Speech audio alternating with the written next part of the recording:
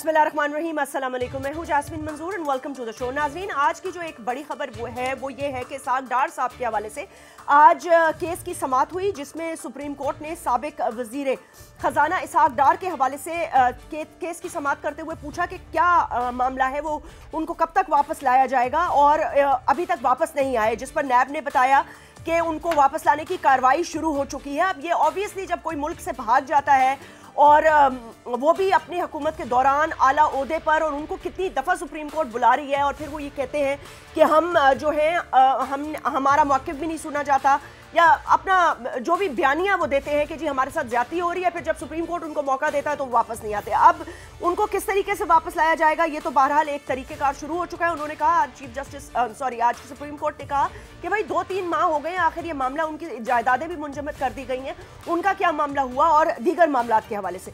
इससे इंपॉर्टेंट बात यह है कि आप जानते हैं कि जो JIT के बनी थी सिंध में खुर्द बुर्द के हवाले से, जो यानी कि अरबों रुपए जाली अकाउंट्स के थ्रू, मनी ट्रेल के थ्रू इधर उधर हुए हैं, उसकी जो समाअत हुई कल, उसके बाद जो है उन तमाम जो JIT का सामान था, या जो भी उन्होंने इन्वेस्टिगेशंस की थी, वो नैब के हवाले कर दी गई।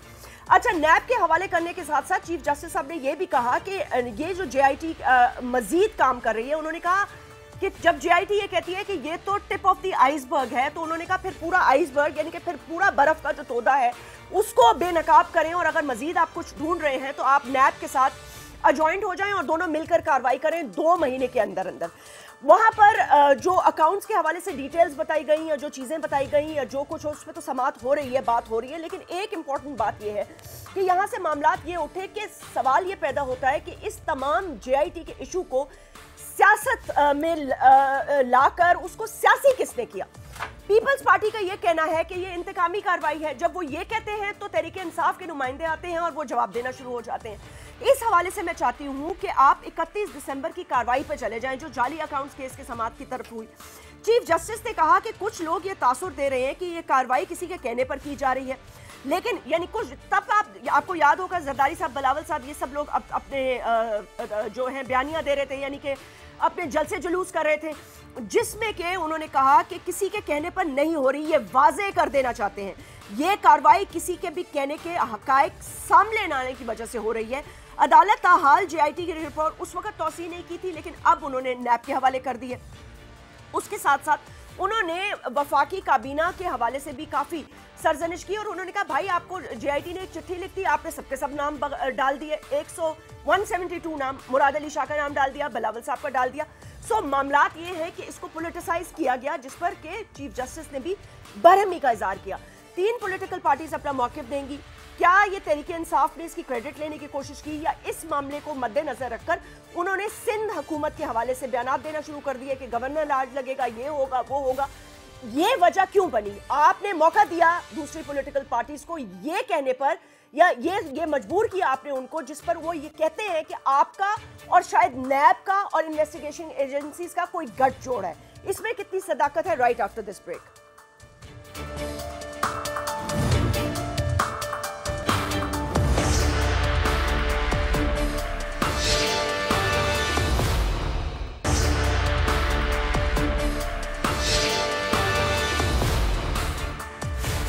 वेलकम बैक नाज़रीन। हमें ज्वाइन किया है सैयद नासिर हुसैन शाह साहब ने। आप Sindh minister for works and services है, सीनियर रहनुमा पाकिस्तान पीपल्स पार्टी के। फैसल वाडा साहब federal minister for water resources, Tehreek Insaf के एक सीनियर रुकन है, और औरंगजेब साहिबा कौमी असेंबली की रुकन है और PMLN की बहुत ही सीनियर मेंबर है। बहुत बहुत शुक्रिया, अस्सलाम वालेकुम एंड वेलकम।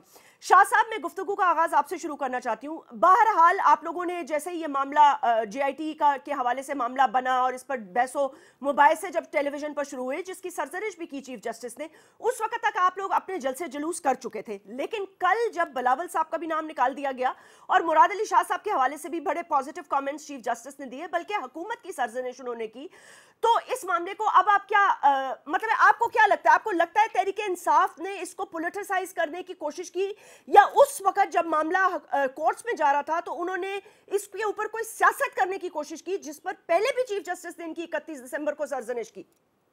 बिस्मिल्लाहिर्रहमानिर्रहीम, अल्लाहुम्मा सल्ली अला मुहम्मदिन व आले मुहम्मद। देखें, ये तो बिल्कुल कल वाज़ेह हो गया कि ये सारी जो जेआईटी थी ये जाली और झूठी थी और मनफी प्रोपेगेंडा था, और जिसमें बढ़-चढ़ कर हिस्सा लिया हमारे पीटीआई की कुछ वुज़रा ने, और जी। उन्होंने इस पे बहुत ज़्यादा सारा इशू बनाने की कोशिश की, सिंध गवर्नमेंट को डिस्टेबलाइज़ करने की कोशिश की। हम अब कहते हैं तो वो कहते हैं जी हमने तो कहा नहीं, लेकिन ज़ाहिर है मीडिया के रिकॉर्ड पे है जी। कि किस तरह इनके वुज़रा ने कहा कि जी गवर्नर राज लग जाएगा, फिर कुछ ने कहा जी इतने फॉरवर्ड ब्लॉक बन रहा है, इतने मेंबर्स जो हैं सूबाई असेंबली के हमारे राब्ते में हैं और ये हो जाएगा। फिर उन्होंने फुर्तियां दिखानी शुरू कर दी, कुछ वुज़रा ने दौरे अनाउंस कर दिए सिंध के कि जी हम लोग आ रहे हैं। ये तो पीर साहब पगाड़ा जो है वो सीनियर भी हैं और काबिल इज्जत व एहतराम भी हैं, उन्होंने इनको टाइम नहीं दिया, इनके इस जो साजिश थी उसका हिस्सा नहीं बने। इसी तरह एमक्यूएम ने भी इन्हें कोई इस तरह का वाज़ेह पैगाम नहीं दिया, तो उन्होंने अपना दौरा भी मंसूख कर दिया। अब तो और देख लें, कल ये जब फैसला आया या जो भी बात हुई वहाँ पे चीफ जस्टिस साहब ने वजाहत से ये सारी बातें की, उसके बाद भी आप देख लें कुछ वुज़रा जो हैं वो प्रेस कॉन्फ्रेंस कर रहे हैं, फिर उसमें दूसरी तावीलें दे रहे हैं, और ये क्लियर अहकामात के बावजूद कि चीफ जस्टिस साहब ने कहा कि जेआईटी से चेयरमैन बिलावल साहब का नाम बिल्कुल निकाल दिया जाए। नहीं, जेआईटी से नहीं ईसीएल सर, ईसीएल से, जेआईटी से नहीं। चेयरमैन साहब के लिए उन्होंने कहा है हाँ, उन्होंने ठीक है, कि उनका नाम वहां से निकाल दें, बिल्कुल क्लियर कर दें। उसके बावजूद ये आकर प्रेस कॉन्फ्रेंस कर रहे हैं, तो ये तो तौहीन अदालत के उसमें आते हैं, मुर्तकिब हो रहे हैं। और फिर इससे भी ये बात अया हो गई कि ये इसके पीछे सारा अमल दखल इन लोगों का था, लेकिन हम बहुत पुरुमीद हैं अदालत उज़्मा से। नहीं शाह साहब, एक सेकंड, अब यहीं पे रुक जाएं। जाहिर है इंसाफ तो मिलेगा क्योंकि केस सारे जो है वो नैब में चले गए हैं और रेफरेंसेस बनाने के लिए भी कहा है, लेकिन आपने कहा कि कल ये साबित हो गया कि जेआईटी झूठी है, यानी कि उनकी रिपोर्ट झूठी है। इस हवाले से अलबत्ता इसकी कोई तस्दीक और तरदीद नहीं कर सकते, लेकिन आपने कहा इनके वुज़रा फिर आ गए। वाडा साहब, मैं आपसे ये पूछना चाहती हूँ कि ये जो जेआईटी के हवाले से 31 दिसंबर को जब सुप्रीम कोर्ट के इतने वाज़ेह अहकामात आ गए थे, उसके बावजूद तहरीके इंसाफ ने इस चीज का क्रेडिट क्यों लेने की कोशिश की या इसको पॉलिटिसाइज करने की क्यों कोशिश की, जब एक ऑनरेबल जेआईटी अपना काम कर रही थी जिसमें ना आपका ना कोई लेना ना कोई देना, ना आपने सुप्रीम कोर्ट में पिटीशन डाला। पनामा का मामला मुख्तलिफ था, उसमें आपकी बेशक एक स्ट्रगल थी, लेकिन ये तो सुओ मोटो केस था ना, आपने इसको पॉलिटिसाइज करके खराब करने की कोशिश क्यों की? बहुत शुक्रिया यास्मीन साहिबा, मैं आपकी डांट के ऊपर बिल्कुल आपको जवाब दूंगा और मैं आपसे कहूंगा आप गुस्सा ना हो बिल्कुल भी। मैं आपको इसका पस मंजर बता दूं। ठीक है। देखिए जी, सबसे पहले तो ये जीआईटी कॉन्स्टिट्यूट की चीफ जस्टिस साहब ने। नंबर 2, ये जो केसेस बनाए गए हैं पीपल्स पार्टी के ऊपर, वो नासिर शाह साहब की पार्टी और उनके भाई, उनके दोस्त, उनके सगे नवाज शरीफ साहब ने बनाए थे केसेस, तो दोनों से हमारा कोई वास्ता नहीं है। ठीक है। नंबर 3 ये कि जब एक जीआईटी आए और उस जीआईटी में खौफनाक कहानियां लिखी हुई हो, तो ये बात मैं बिल्कुल रिकॉर्ड करके कह चुका हूं कि जीआईटियां हस्बे जरूरत बनी भी हैं, उसमें सही भी बनी है, गलत भी बनी है, उनमें चेंजेस भी हुई हैं, तब्दीलियां भी हुई हैं। ये पाकिस्तान के अंदर जीआईटी का खेल तो रहा है, इसको हमें माइनस नहीं करना चाहिए। लेकिन इस जीआईटी के अंदर क्रेडिबिलिटी जो हमें नजर आई, अब हालांकि इसकी अभी भी कोई लीगल वैल्यू नहीं, जब तक इसके ऊपर ट्रायल ना हो जाए, कोर्ट अपनी डायरेक्शन ना दे दे, सजा दे या रिलीज करे, ये अभी भी कोर्ट का मामला हमारा नहीं है। लेकिन इस जीआईटी के जो लिखने वाले हैं वो बड़े क्रेडिबल और ईमानदार, जिनके प्रोफेशन में और उनके करियर में दाग नहीं लगा हुआ।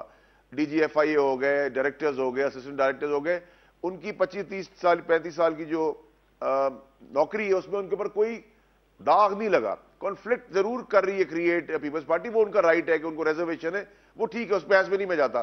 लेकिन अगर हमारे पॉइंट ऑफ व्यू आप देखें तो क्रेडिबल लोग हैं, कोई रिश्वत का दाग नहीं है, कोई नाजायज चीजों का दाग नहीं है, कोई बड़ी क्लीन क्लियर हिस्ट्री उनकी रही है। हमने जीआईटी के ऊपर तज्जिया किया, लीग जीआईटी के ऊपर, और वो हमारा राइट है। अगर आप कहेंगे जी आज अगर कोई जीआईटी आ गई है या खटक साहब की बात होती है या पीटीआई के दीगर रहनुमाओं की बात होती है, हम चुप करके बैठ जाएं, तो हमारा मौक़िफ़ सुनना आपका काम है। इल्जाम अगर नासिर शाह साहब के ऊपर लगता है, उनकी पार्टी को लगता है, हम उसके ऊपर बहस करेंगे, उनको कॉर्नर पे ले जाएंगे, वो जवाब देंगे। This is part of politics. So we did not try to make it political. Number You one. did. Number आप two देखें ना, how did you not try to make make it political? आपने गवर्नर राज और इन चीजों की बातें नहीं की, और आपके एक मिनिस्टर कराची तशरीफ लाने वाले थे। मतलब है, मुझे समझ में नहीं आ रहा कि अभी ट्रायल नहीं हुआ, कुछ नहीं हुआ, आप लोगों ने क्यों किया ये? मैं आपको उसका जवाब देता हूँ। देखिए, नासिर साहब जो थे वो मेरे साथ बाकी शोज में थे और इन्होंने एग्री किया कि ये जो गवर्नर राज की जो पहली कहानी आई है वो पीपल्स पार्टी से आई है। हमारे पास हमारे एक एमपी ने इसको इंडोर्स जरूर किया है और गवर्नर राज की बात की है, बट मुझे एक बंदा बताए नासिर शाह साहब या कोई भी कि कौन सा फेडरल मिनिस्टर है जिसने कहा गवर्नर राज लगने जा रहा है। जब एमपीए ने उस बात को कर दिया, इनके कहने के बाद, इनकी पार्टी में किसी ने वो बात की, उसके बाद हमारे एमपीए ने वो बात आगे कंटिन्यू की, उस पर सियासत शुरू हो गई। क्या सियासत शुरू हो गई? गवर्नर से मुलाकात हो गई, कोई इस्लामाबाद चला गया, कराची आ गया। That's politics, that is our right, वो तो हम करते रहेंगे। वो आपका राइट जरूर है फैसल, लेकिन पॉइंट ये नहीं है। पॉइंट ये है कि आज जो जरदारी साहब कह रहे हैं ना, शाह साहब जो कह रहे हैं, दीगर लोग जो कह रहे हैं, वो ये कह रहे हैं कि आपने 172 लोगों के नाम भी डाल दिए और आप इसका क्रेडिट ले रहे हैं। भाई आपका क्या ताल्लुक है एसडीआईटी से? मुझे समझ में नहीं आई। नहीं, आपका बिल्कुल सवाल और आपका सवाल में आपका जवाब बिल्कुल ठीक है। देखिए, हमें सजेस्ट किया है इदारे ने कि ये नाम डाले जाए। ये गवर्नमेंट्स का काम होता है कि वो अपने इदारों को कितना सीरियसली देते हैं और उनको कितना इनॉर्मल काम करने देते हैं। इस एफआईए केस के अंदर हमारे पास सजेशन आई, हमने सजेशन के तहत नाम डाल दिए। चीफ जस्टिस साहब ने कहा कि आप इसके ऊपर नजरसानी करें, हमने नजरसानी कमेटी को दे दिया। तायरा साहिबा ये बताइएगा, बाइंडिंग नहीं, ये जो नहीं बाइंडिंग तो आपके पास नहीं है, लेकिन तायरा साहिबा एक बात बताइएगा, क्या तरीके आपको लगता है कि ये तमाम मामला जो है वो सियासत की नजर हुआ या सियासत की नजर हो सकता था? जबकि ये खुद कह रहे हैं आज के बड़े क्रेडिबल ऑफिसर्स हैं और उन्होंने एक जेआईटी बनाई और उस पर एक काम होना चाहिए, और ये जाली अकाउंट्स का मामला आप लोगों के दौर में शुरू हुआ था इन्वेस्टिगेशन। बिस्मिल्लाहिर्रहमानिर्रहीम। सबसे पहली बात ये है कि जो जेआईटी की रिपोर्ट है, मैं तो सिरे से ये कहती हूँ कि ये गलत थी। अगर ये गलत नहीं होती तो फिर दोबारा नैब में ये केस भेजा ना जाता। और चीफ जस्टिस साहब ने ये भी जब कहा कि ईसीएल से ये नाम निकाले जाएं, तो बिला सोचे समझे ये नाम डाले क्यों गए? 172 लोगों का नाम ईसीएल में डालना कहाँ की दानिशमंदी है? हुकूमत का काम है, हुकूमत करे। और जो एहतसाब के अदारे हैं जो अकाउंटेबिलिटी कर रहे हैं वो पाकिस्तान के अंदर मौजूद हैं, जिनमें नैब भी है, एफबीआर भी है, एफआईए भी है, और ये तमाम इंक्वायरीज चलें। बिल्कुल हम चाहते हैं एहतसाब हो, अकाउंटेबिलिटी होनी चाहिए। और इसकी वाज़िया मिसाल ये है कि मोहम्मद नवाज शरीफ साहब बिला नागा एहतसाब कोर्ट में पेश होते थे और वो एक दिन में नागा नहीं करते थे और लगातार उन्होंने 187 पेशियां भुगती। हम ये नहीं चाहते कि इंतकाम ले ये एहतसाब ना हो, लेकिन एहतसाब हो, इंतकाम ना हो। जिस तरीके से ये निशानदेही करते हैं, इससे महसूस होता है कि अदारों का और हुकूमत का कोई गठजोड़ है। जरा सी कोई बात होती है गवर्नमेंट अदारों की, उसमें फौरन स्टेटमेंट देती है। जैसे अभी मेरे भाई फैसल बाला साहब दे रहे थे कि जी उनके किरदार पे कोई दाग नहीं है, उनके ऊपर कोई करप्शन का चार्ज नहीं है। इनको कौन कहता है ये उनकी हमायत में इतनी रकम दराजी करें और इतने वो पढ़े कसीदे? बात की है कि हुकूमत का काम है लोगों के मसाइल को हल करना, पाकिस्तान की माशियत के लिए काम करना। लोड शेडिंग बिजली की फिर से शुरू हो गई है। कल था 3000 मेगावाट बिजली सिस्टम से निकल गई है। भाई क्यों निकल गई है कोई पता नहीं, गवर्नमेंट का कोई वजीर जवाब देने को तैयार नहीं। गैस की लोड शेडिंग हो रही है, पूरे पाकिस्तान में हो रही है, क्यों हो रही है कोई जवाब नहीं देना चाहता। लेकिन किरदार कशी के लिए हर मिनिस्टर हाजिर है, हर पीटीआई का मेंबर हाजिर है, हर चैनल पे हाजिर है, और वो किरदार कशी जितनी मर्जी करवा लें, गवर्नमेंट की कारकर्दगी का कुछ ना पूछे। क्योंकि जब वो पूछा जाता है तो ये कहते हैं जी आज फैजुल हसन चौहान साहब लाहौर में प्रेस कॉन्फ्रेंस कर रहे थे, अखबारी नुमाइंदों ने कोई सवाल कर दिया, वो प्रेस कॉन्फ्रेंस छोड़ के गुस्से से चले गए। ये तो अभी तक लगता है नहीं, ठीक है, ये तहम्मुल होता है गवर्नमेंट में। किसी दरख्त पे जब नहीं देखे, जब किसी दरख्त पे फल लगता है ना तो वो झुक जाता है जी। आप खुद देखें किसी फलदार दरख्त को, जब वो आप देखेंगे तो वो जमीन की तरफ उसकी शाखें झुकी होती हैं। इन लोगों को अल्लाह ताला ने अगर ये मौका दिया हुकूमत करने का, अगर इनकी बारी गलती से आ ही गई है तो ये इस मुल्क के लिए वो काम करें जो तारीख में याद रखे जाएं। ये तो सारा वक्त, अपना जो वक्त है वो जाया कर रहे हैं, सिर्फ इस पे फलान चोर है, फलान डाकू है, वो अदारा ये कह रहा है, ये अदारा ये कह रहा है, ये अकाउंटेबिलिटी पकड़ी गई, ये चोरी पकड़ी गई। बात ये है, ये अदारे जो अकाउंटेबिलिटी के हैं उनको काम करने दें, ठीक, उनको आज़ादी से काम करने दें। फिर हमारे जहन में ये शक नहीं, यकीन होता है कि इन अदारों का हुकूमत के साथ कोई गठजोड़ है। जब फवाद चौधरी साहब हाउस के अंदर खड़े होकर निशानदेही करते हैं, कल वो पकड़ा जाएगा, परसों वो अडयाला जेल में होगा, तीसरे दिन वो कोट लखपत जेल में होगा, तो क्या वो अदारे इनको लिस्ट भेजते हैं पहले? सुन रहे हैं वाडा साहब, अभी तो वो केसेस चल रहे होते हैं। जी ठीक है, शाह साहब ये जो तायरा साहब ने बात की है कि इन्होंने फैसले सुना रहे होते हैं हाउस के अंदर, ये मामलात जाहिर सी बात है जब इन्होंने वो कहते हैं कि आपने पहले गवर्नर राज का मामला किया। और देखें, मैं हैरान इस बात पे हूं कि भाई कोई भी आप लोग क्यों क्रेडिट ले रहे हैं या कोई डिस्क्रेडिट कर रहे हैं एक दूसरे को। ये इदारे काम करें, भाई ये सुप्रीम कोर्ट ने सुओ मोटो नोटिस दिया था, ये सुओ मोटो नोटिस था शाह साहब। फैसल वाडा वैसे तो हमेशा बात सही करते हैं, पता नहीं क्यों ये इस बात पे पर्दा डाल रहे हैं। आपके रिकॉर्ड पर मौजूद है, आजकल चीजें छुपती नहीं है। मीडिया के शाह साहब मेरे साथ बड़े शोज पे थे, उन्होंने एडमिट किया कि हमारे आपके एक एमपी ने गवर्नर राज की बात शुरू की। हमारे बिल्कुल नहीं की, इनकी तरफ से आई थी। ये उन्होंने कब कहा कि हमारे, और मैंने एडमिट किया है? ये तो मेरे ख्याल में फैसल की मैं सुन रहा था बात, उन्होंने ऐसे नहीं कहा, लेकिन ये इनकी तरफ से बात आई थी। फिर आपने देखा इनके एमपीएज, इनके दीगर लोग पहुंच गए, कोई कहाँ पहुंच गया, कोई किसी डिस्ट्रिक्ट में पहुंच गया, किसी ने अपना दौरा अनाउंस कर दिया, और फिर ये फॉरवर्ड ग्रुप की बातें हो गई जी, इतने लोग हमसे राब्ते में हैं। और फिर ये उनकी जो हॉर्स ट्रेडिंग का इन्होंने शुरू कर दिया था ना एक लिहाज से, और खरीदो फरोख्त की बातें करना शुरू कर दी थी, जिस तरह की बातें कर रहे थे। खाली टीवी तक कर रहे थे या बैकग्राउंड में भी कुछ कर रहे थे? देखिए, अब जो आपने देख तो ली इनकी सारी चीजें और आपके पास मौजूद हैं। फिर जब इनको समझ में आई बात कि भाई ऐसा नहीं हो सकता, फिर इन्होंने वापस ले लिया, यू टर्न ले लिया, क्योंकि ये यू टर्न लेना बहुत इजी है। जेआईटी की सुनवाई में, सुप्रीम कोर्ट के सुओ मोटो नोटिस की सुनवाई के तहत इन्होंने उसका पॉलिटिकल फायदा सिंध में उठाने की कोशिश की। उनका बिल्कुल उठाया, बल्कि मैं आपको एक अर्ज करूं, चीफ मिनिस्टर साहब का नाम ईसीएल पे डालना एक घिनौनी साजिश थी। ठीक है। और उसके बाद इस तरह की जो भी चीजें सामने आई वो सिर्फ सिंध गवर्नमेंट को डीस्टेबलाइज करने के लिए, और ईसीएल पे सीएम साहब का नाम रखा गया क्योंकि हालिया वो बीजिंग में गए थे सीपैक के, उसमें जिनमें बड़ी पजीराई मिली, हमारे बहुत सारे प्रोजेक्ट जो हैं अप्रूव हुए। अब फिर वहाँ जेसीसी की मीटिंग है, तो ये उसकी एक कड़ी थी। ये तो चीफ जस्टिस साहब के हम बहुत शुक्रगुजार हैं कि उन्होंने ईसीएल से चीफ मिनिस्टर साहब का नाम भी निकाला, और चेयरमैन साहब के लिए उन्होंने कहा कि जेआईटी में जहां भी उनका जिक्र है उसको क्लियर कर दिया जाए, क्योंकि ये सारा कुछ मनफी प्रोपोगंडा था पीपुल्स पार्टी को की साख को नुकसान पहुंचाने के लिए। दीगर दूसरी बात कि ये जिस तरह कह रहे थे फैसल साहब कि ये सारे लोग जो हैं बड़े क्लियर हैं, मेरे लिए सारे काबिल इज्जत व एहतराम है। कौन क्लियर है? जो इदारों के हेड, ठीक जो इदारों के हेड है, लेकिन मैं आपको अर्ज करूं कि ये बहुत सारे कुछ इदारों के हेड वो भी हैं जो पॉलिटिकली तौर पर भी उनके कुछ अजाइम हैं, जिनके कुछ अजीज और रिश्तेदार पॉलिटिकली तौर पर इलेक्शंस में हिस्सा भी ले रहे थे पीपल्स पार्टी वालों के खिलाफ।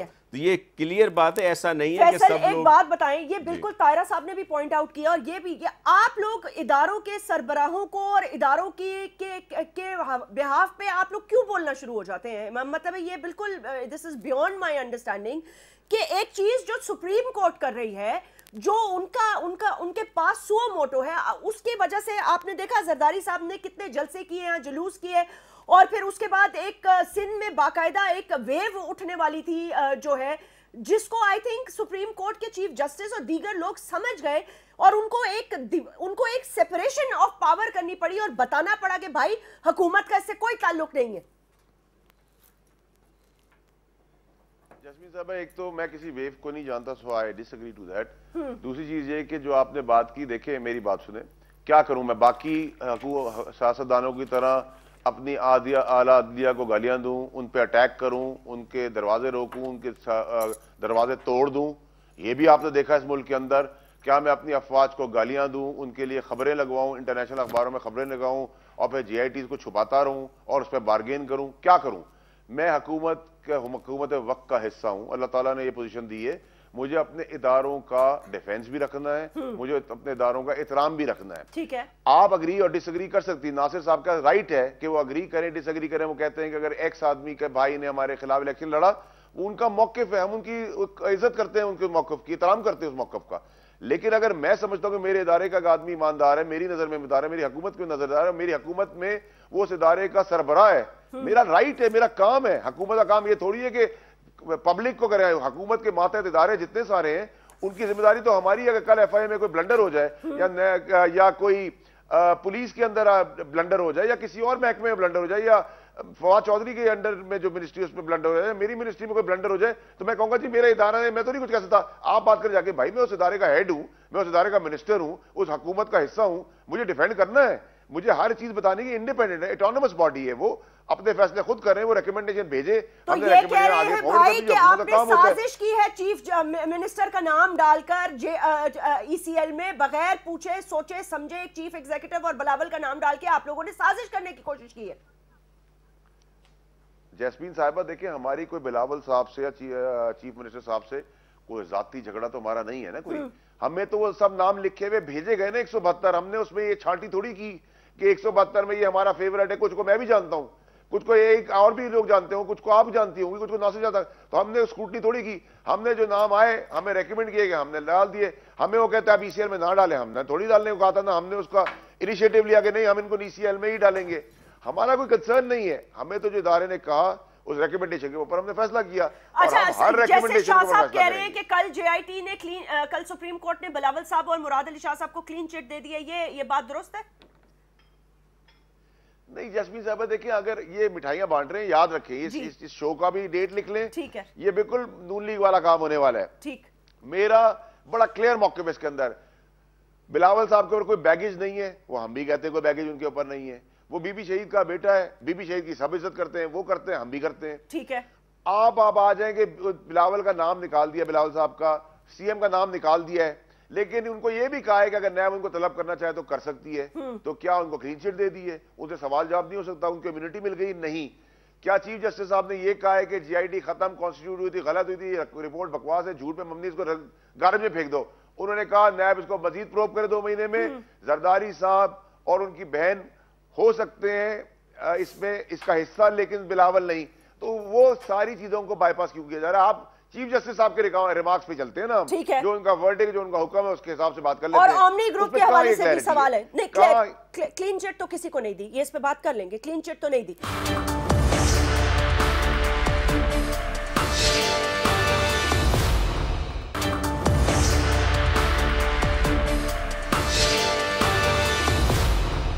उनका मौकिफ है कि हुकूमत में कि जो भी चोर है उसका एहतसाब होगा और जिसने चोरी की है वो पकड़ा जाएगा, खत्म हो गई कहानी। लेकिन बात ये है कि ये एक बात आप भूल गए कि इन्होंने सिर्फ ईसीएल में मुराद अली शाह साहब का नाम नहीं डाला था, बल्कि ये भी कहा था कि वो इस्तीफा दें। और 2-3 पिक्चर्स 2-3 दिन अखबारात में आती रही कुछ लोगों की। वो तो कल भी इन्होंने कहा, कल भी नेक्स्ट जो होंगे चीफ मिनिस्टर से वो होंगे। तो ये बातें करने का इनको किसने कहा है? इससे सियासी टेम्परेचर हाई होता है, इससे बातें संभलती नहीं, इससे पाकिस्तान तरक्की नहीं करेगा, इससे सियासत में काम बिखरेगा, समेटा नहीं जाएगा। और एक ऐसी जो राय होती है जमहूरियत को फरोग देने वाली, ऑपोजिशन भी चाहती है ये गवर्नमेंट काम करे, और हम इस गवर्नमेंट के साथ अगर कोई ये माशी प्लान लेके आते हैं पाकिस्तान को मुस्तहकम करने का माशी तौर पे, तो हम इनका साथ देंगे। अगर ये जनूबी पंजाब में कोई सूबा बनाना चाहते हैं तो पूरी ऑपोजिशन ने, ये ऑपोजिशन लीडर शहबाज शरीफ साहब ने हाउस के अंदर खड़े होकर तकरीर करके कहा कि हम गवर्नमेंट का साथ देंगे। यही बात जरदारी साहब ने कही, यही बात खुर्शीद शाह साहब ने कही, यही बात शाहिद खान अब्बासी साहब ने कही, और यही बात नवीद कमर साहब ने कही। लेकिन गवर्नमेंट को पता नहीं अभी तक ये क्या वो है, कहना चाहिए कि इनको क्यों सुकून नहीं है, इनको क्यों ये इत्मीनान नहीं है कि गवर्नमेंट हमारी है। ये क्यों ऐसे बिखरे बिखरे से फिरते हैं, हिले हिले से फिरते हैं, परेशान परेशान से फिरते हैं, मुझे समझ नहीं आती। और सबसे बड़ी बात ये है कि इनको चाहिए ये एक एक घड़ी, एक एक टाइम वो काम करें जो अवाम के पास ये इलेक्शंस में एजेंडा लेकर गए थे, उस पर अमल करें। ये जो अदारे हैं जो अकाउंटेबिलिटी कर रहे हैं उनको छोड़ दें, उनको आज़ादी से अपना काम करने दें। ये नहीं कि जो चेयरमैन नैब है वो एक रात पहले इमरान खान साहब से मुलाकात करे, फिर हदायत लेके आए, फिर बाकी लोगों के ज़हन में भी ये ख्यालात बिखरते हैं कि जी ये तो इंस्ट्रक्शंस और अहकामात कहीं और से आ रहे हैं, ये फैसले कहीं और हो रहे हैं।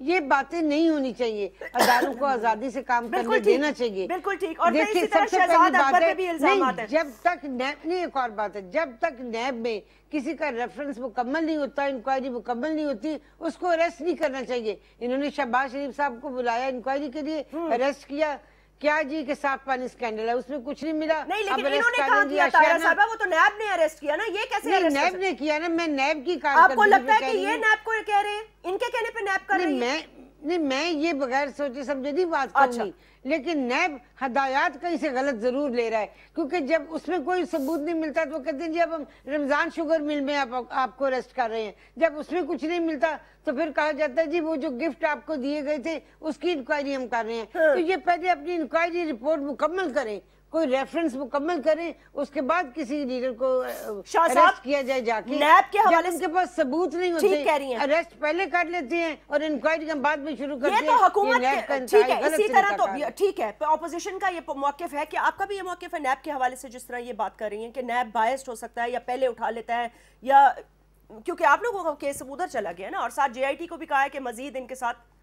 देखिए मैं अर्ज ये करूं कि ये सारे मौजूदा गवर्नमेंट के डबल स्टैंडर्ड। अच्छा, अब फैसल को ज़ाहिर है पार्टी से ताल्लुक़ रखते हैं तो उनको अपने वज़रा को डिफेंड करना पड़ रहा है। हालांकि अगर आप इनको पहले बता देती कि ये टॉपिक है तो मे बी ये किसी और प्रोग्राम में चले जाते, क्योंकि ये हमेशा सच बात नहीं करना चाहते, हमेशा सच बोलते हैं ना, और कोशिश करते हैं कि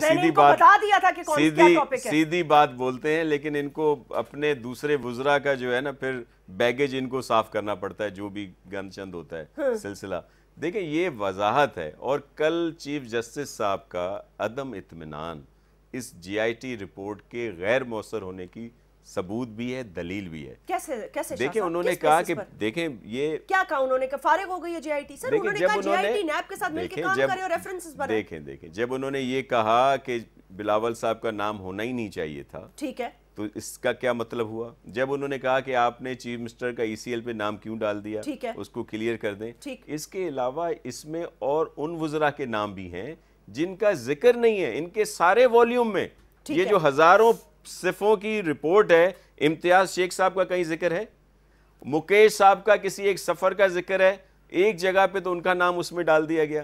इसी तरह बहुत से अफसरों के, ब्यूरोक्रेट्स के नाम उसमें डाल दिए गए जिनकी कोई जरूरत नहीं थी। फिर इनके वुज़रा जो हैं, देख लें, नैब का केस हो या दूसरा हो, इस पे आके शुरू हो जाते हैं। आप इसकी तस्दीक या तरदीद कर सकते हैं कि मुझे ये बता दें कि जरदारी ग्रुप एक ग्रुप है जो इसमें JIT में जिनके जाली अकाउंट्स से रिलेटेड, जाली अकाउंट्स जरदारी ग्रुप के नहीं है, नहीं उनकी ट्रांजैक्शंस हुई हैं, उसका भी आपको एक अर्ज करें ना वहां पे ये। हाँ बोलें। अच्छा ठीक है, ट्रांजैक्शंस हुई हैं जिसको आप लोगों ने कल आपके किसी वकला ने डिनाई भी नहीं किया। अलबत्ता उसके अलावा इस जरदारी ग्रुप के CEO कौन है? देखिए मैं आपको अर्ज करूं, इस वक्त जो है जब जरदारी साहब प्रेसिडेंट बने थे 2008 में, तब इससे वो अलहदा हुए थे। उनकी जगह पे हमारी बहन जो है मोहतरम फरियाल टालपुर साहिबा वो आ गई। वो डायरेक्टर है सर, इसके CEO बिलावल साहब हैं। बिलावल साहब उस कंपनी के हैं CEO जरदारी ग्रुप जी के, बिल्कुल है, लेकिन उनका कहीं भी कोई साइन वगैरह इस तरह के उसमें नहीं है। एक और दूसरी बात सुन ले, ये जो अकाउंट्स जो गड़बड़ किए जा रहे हैं ना, ये अकाउंट आप देखें कितने अरसे से आ रहे हैं। फालूदे वाले का अकाउंट, लाड़काने वाले का अकाउंट, लाहौर वाले का अकाउंट, दूसरा तीसरा चौथा, बहुत सारे वाले। अब वो अकाउंट कहाँ गए?